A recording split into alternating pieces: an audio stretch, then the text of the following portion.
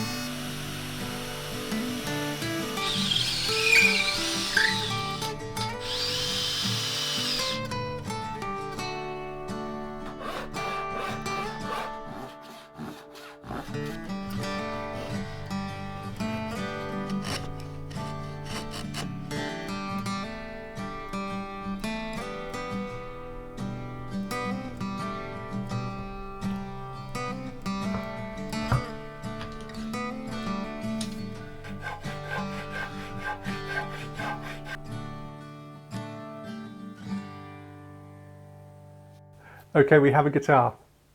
So I'm sorry, by the way, I think my camera died just at the point I was doing the string through holes, so I think that footage is probably missing, but it's definitely at the point that we can take a look at it now.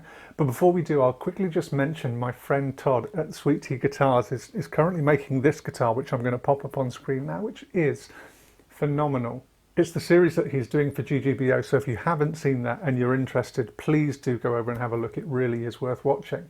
Normally, because of the light that comes in here, the colours on the wood, the subtle colours tend to get washed out, so I've just adjusted the colour, so I'm hoping that that's going to make it easier to see the colours through the Canary, but we'll see. Okay, let's take a look. So this is a walnut neck with an olive fretboard. It has a Canary top and back and Okame body in the middle.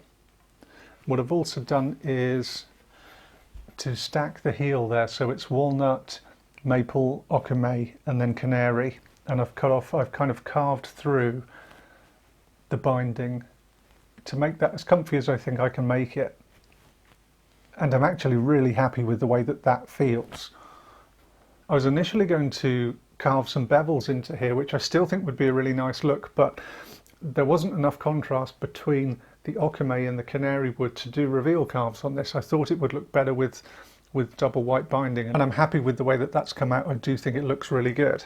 So firstly, the shape, I'm really happy with it. It's basically a double cut version of the single cut build that I did with Todd for my GGBO community build. There's a couple of new things that I've done on this guitar that I haven't done previously, but I really like, and I'm thinking that I might stick with it on my builds from now on. So the first is using a top and back in matching wood. I really do love the way that that looks, and I think it adds a real custom feel to the whole thing, I have to say. Particularly given that most of my guitars tend to be done in natural finishes, and what I like to do is just to show off the wood wherever I can, just to make that the star of the show. So having a top and a back is actually a really nice way to do that. But let me know what you think.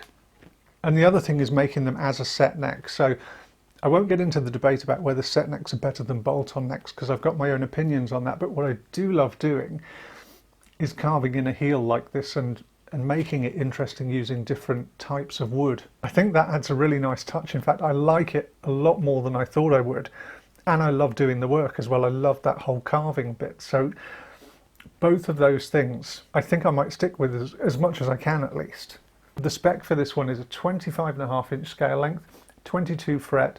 It's 20.5 millimeters thick at the first fret and 23 millimeters thick at the 15th fret. So it's very much a slim taper neck, and it's a perfect C profile, which is what I do on pretty much everything. It's a string through body which will get a fixed bridge, and I've routed it for 2 humbuckers, and those are going to be PAF style bare knuckle pickups. There'll be a single tone and volume and a 3-way switch, which people probably know that's what I do on everything because I like to keep things simple.